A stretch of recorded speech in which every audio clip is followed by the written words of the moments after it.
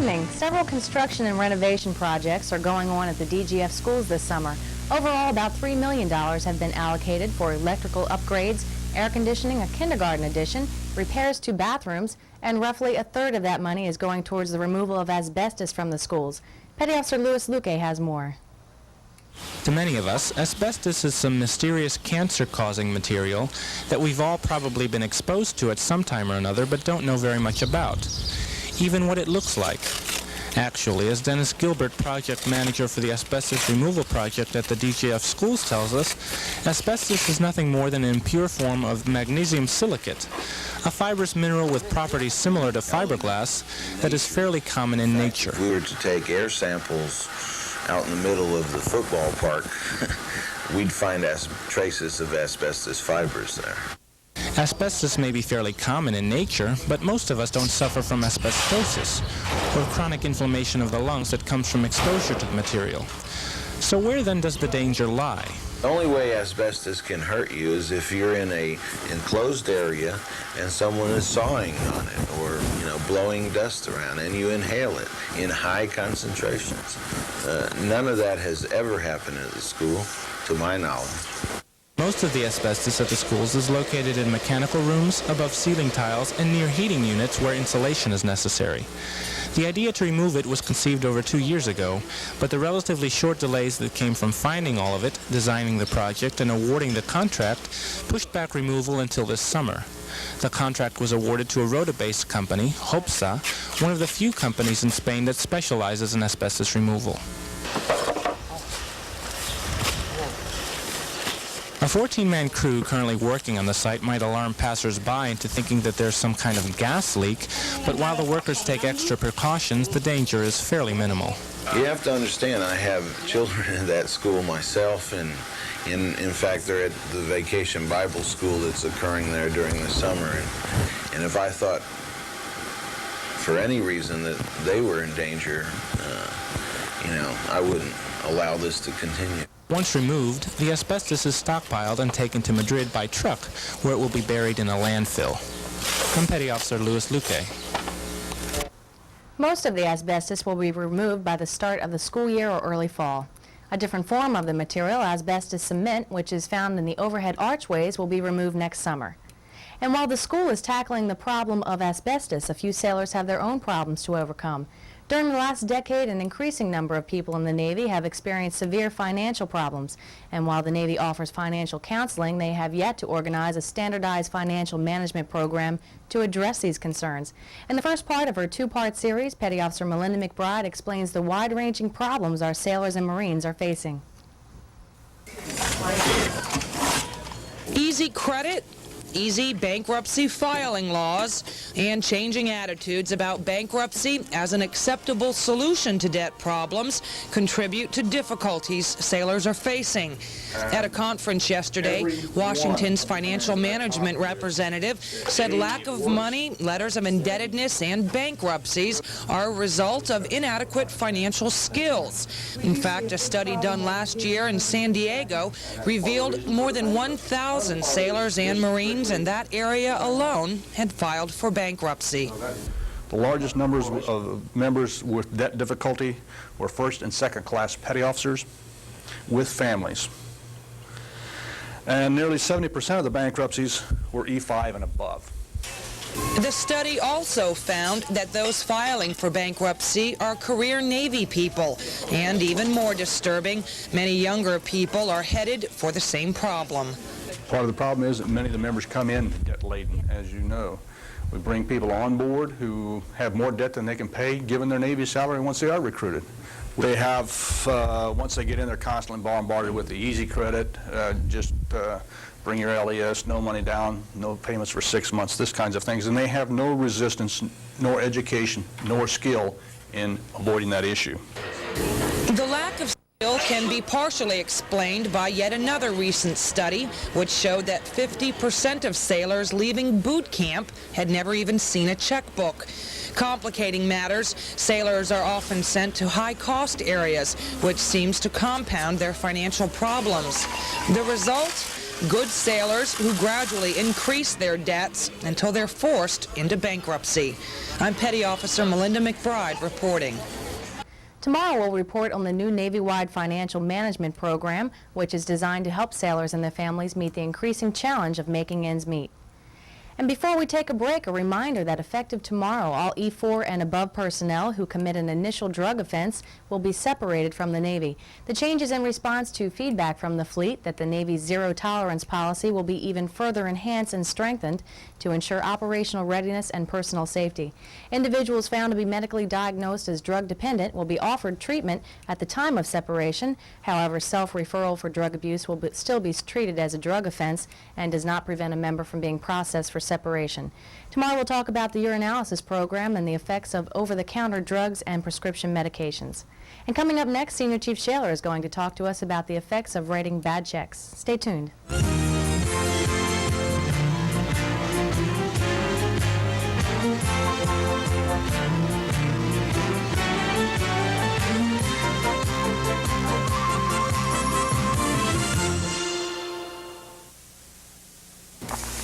Hi, Senior Chief Shaler here. Today I'd like to talk about checkbooks and their importance while you're here in Spain. The only place you can cash a check is on base. You can't do it off base, so it's very important that you maintain the privilege to cash checks. If you are just gotten here and open an account, it's important that you have some sort of check guarantee just to cover anything. Not saying that you deliberately bounce a check, but if something happens, you want to be covered for that. Navy Federal has a check guarantee system. It costs you nothing to enroll into that, and it protects you. If you bounce a check, you have a potential of losing all the ability to write checks. It means you have to go through a savings account, you have to get a cashier's check to cash, then you have to carry cash around on you, and this is not safe, nor is it advisable for a good budget, because cash in the pocket soon disappears and you don't know where it went. The other things that you can lose, you can't rent a car on base, even if you have cash, if you're on that list. You can't use DPP, you can't use your layaway privileges. A lot of things get lost by this. So I would just advise you look into a check guarantee so that you have overdraft protection. It's a very important thing to make your stay here in Rota a lot more enjoyable. So until next time, this is Senior Chief Shaler with Financial Focus.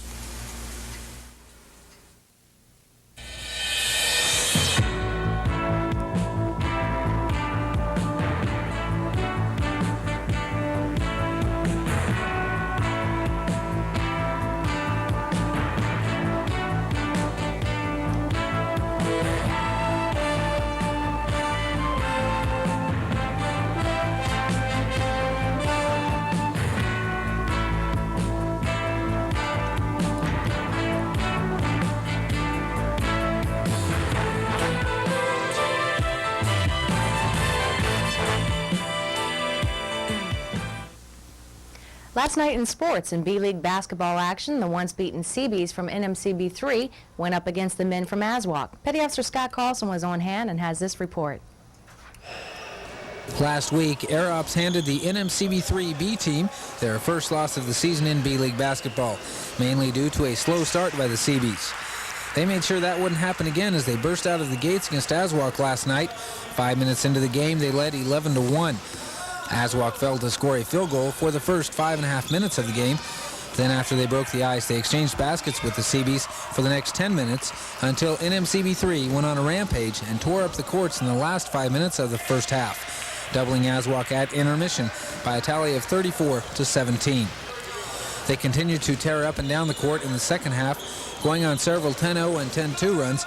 The heavily favored Seabees ended up winning the game 81-37 over an undermanned Aswak team that only had 5 players available. Now let's take a look at what happened in other sports action on the Naval Station last night.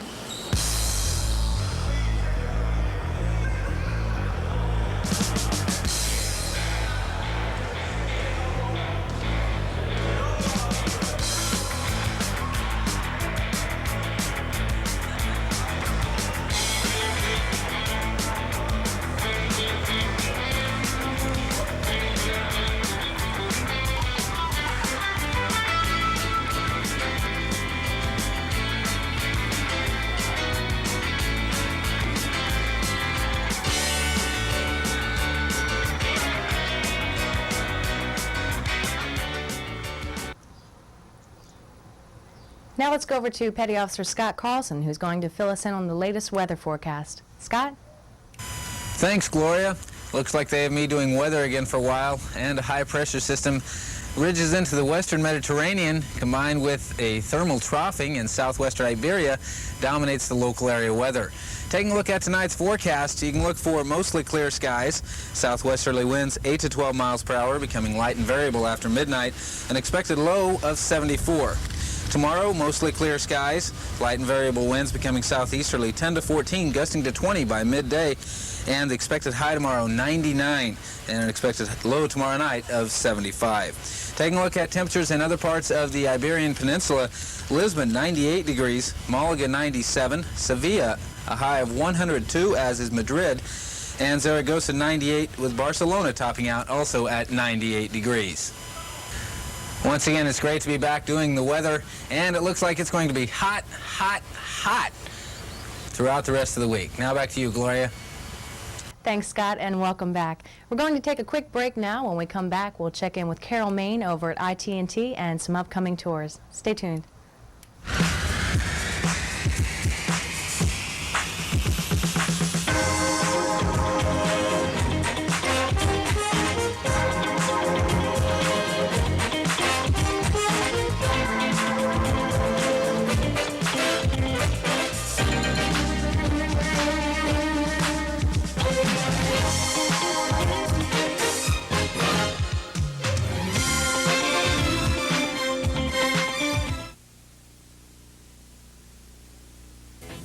Riding a motorcycle can be fun, but you know you're only human. Studies show that most motorcyclists lack understanding of the basic skills needed for turning, braking, and swerving to avoid obstacles. Well, the safety department wants to change this. They hold 2 riding and street skills courses every month.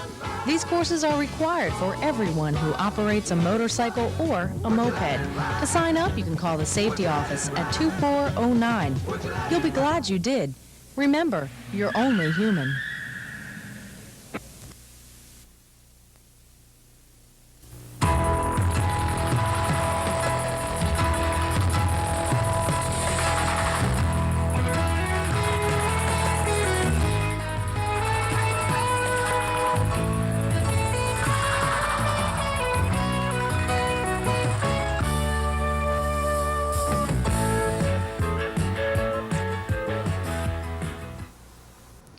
Carol Main from IT&T is going to join us now. She has the latest info on upcoming shopping trips, tours, and more.